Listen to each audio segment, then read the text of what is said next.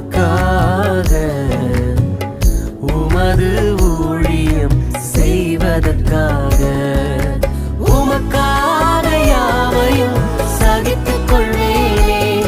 என் ஜீவனையும் பொருட்டாக நினைப்பதில்லையே உமக்காக யாவையும் சகித்துக் கொள்வேனே என் ஜீவனையும் பொருட்டாக நினைப்பதில்லையே நீ தந்த ஊழியத்தை நிறைவேற்றிட நீ தந்த ஊழியத்தை நிறைவேற்றிட